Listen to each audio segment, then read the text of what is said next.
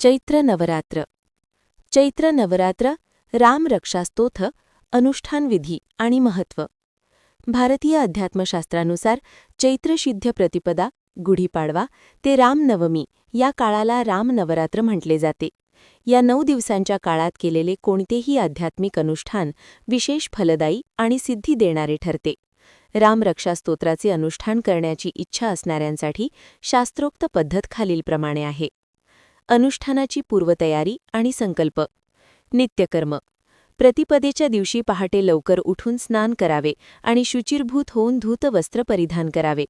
कपाळावर मंगल तिलक, स्त्रियांनी हळद कुंकू लावावे. वंदन. अनुष्ठानापूर्वी आचमन करून आपल्या कुलदेवतेची पूजा करावी. नारळ, विडा ठेवून गणपती, कुलदेवता, इष्टदेवता आणि मातापित्यांना मनोभावे नमस्कार करून आशीर्वादासह अनुष्ठानाला सुरुवात करावी.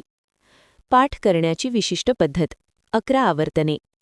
रामरक्षा सिद्ध करण्यासाठी एकाच जागी, एकाच आसनावर बसून दररोज 11 वेळा पाठ करणे आवश्यक आहे.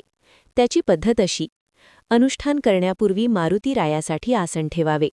तसेच रामरक्षा सुरू करण्यापूर्वी प्रथम मारुती स्तोत्राचा पाठ करावा. 1.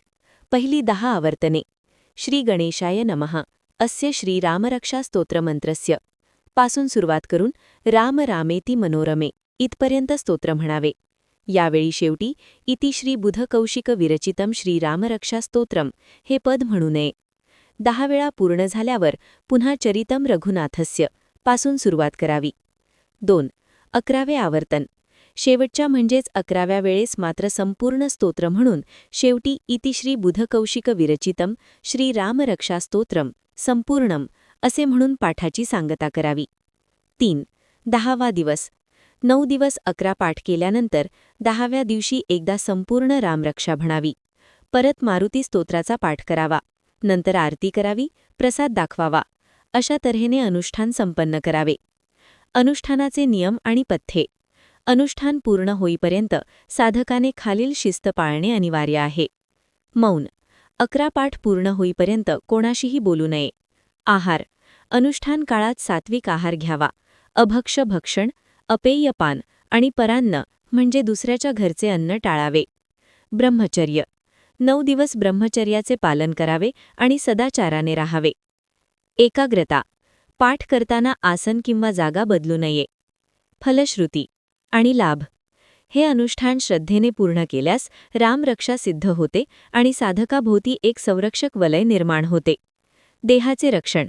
अपघातांपासून रक्षण होते आणि कोणत्याही नकारात्मक शक्तीची बाधा होत नाही. मनोकामनापूर्ती.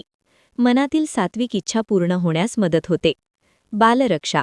लहान मुलांना रामरक्षा म्हणून अंगारा लावल्यास त्यांची इडापिडा टळते आणि दृष्टी म्हणजे नजर उतरते अशी मान्यता आहे. सांगता. अनुष्ठान पूर्ण झाल्यावर यथाशक्ती ब्राह्मण भोजन, दक्षिणा किंवा वस्त्रदान करावे. संकलन. सौ विरक्ती साखरे.